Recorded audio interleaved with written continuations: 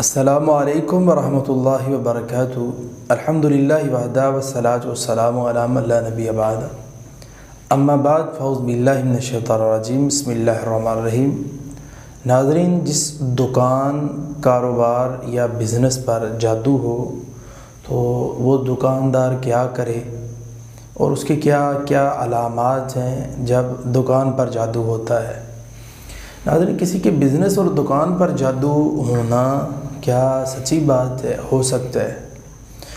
ایک دکان ایسی ہے کہ جس کو کوئی بندہ نہیں لیتا، اگر کوئی لیتا ہے وہ بھاگ جاتا ہے۔ کیوں؟ اس میں اس کا دل نہیں لگتا، یا وہ دکان بھاری ہے اور وہ دکان کے اندر کسی نے جادو کیا ہوا ہے کہ کوئی بندہ لے نہ، اگر لیتا ہے تو میری روزی جو ہے اس کے اوپر فالٹ آتا ہے، روزی کی ناظرین یہ بات یاد رکھیں، جو آپ کے نصیب میں ہے وہ آپ کو ملے گا، جو آپ کے نصیب میں ہے وہ کوئی آپ کو نصیب میں نہیں ہے تو کوئی آپ کو دے نہیں سکتا۔ ہاں، ساری دنیا کی طاقتیں مل جائیں، جو آپ کے نصیب میں ہے وہی ملے گا۔ تو ناظرین یہ بات یاد رکھیں کہ علامات تو بڑی ہیں، اس میں سے بڑی بڑی علامتیں میں ڈسکس کر دوں۔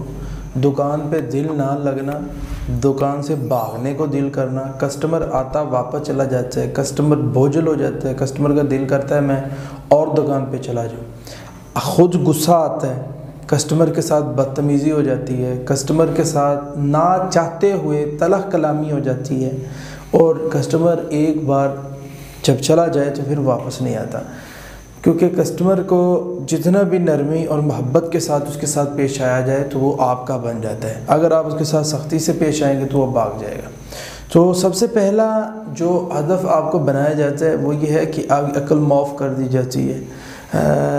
دل کرتا ہے کہ بوجھل، کندھے بوجھل، کام چھوڑ کے بھاگ جاؤں، کام پہ بیٹھنے کو دل نہیں کرتا، تھکاوٹ، جسم ٹوٹتا ہے، یہ ساری علامات ہیں۔ ناظرین جب یہ علامات ظاہر ہو جائیں تو پھر کیا کرنا چاہیے؟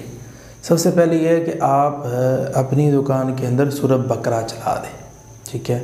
وہ چلتی رہے آہستہ آواز سے ایک سائڈ پہ، تو آپ کسٹمر کو ہینڈل کریں، صبح شام کے اذکار کی پابندی کریں۔ اگر آپ کے پاس اذکار نہیں ہے تو آپ ڈسکرپشن سے نمبر حاصل کر کے ہم سے PDF بہترین اذکار حاصل کریں، تو اس کو پڑھا کریں صبح اور شام، اور اس کے ساتھ ساتھ اسپیشل دھم ہے جو صبح و شام 7 بار آپ نے خود بھی کرنا ہے۔ درود ابراہیم 7 بار پڑھیں، سورہ فاتحہ 7 بار پڑھیں، آیت الکرسی 7 بار پڑھیں، سورہ بقرہ کی آخری آیت سے 7 بار پڑھیں، سورہ یونس کی 85-86 نمبر 7 بار پڑھیں، سورہ اخلاص، سورہ فلق، سورہ ناس 7 بار پڑھیں، اور اللہم انا نجعلک فی نحورہم ونعوذ بک من شرورہم 7 بار پڑھیں۔ ناظرین پڑھ کے دونوں ہاتھوں پہ پھونک ماریں اور اپنے سارے جسم پہ ملیں اور پانی پہ دم کر کے پئیں، ٹھیک ہے؟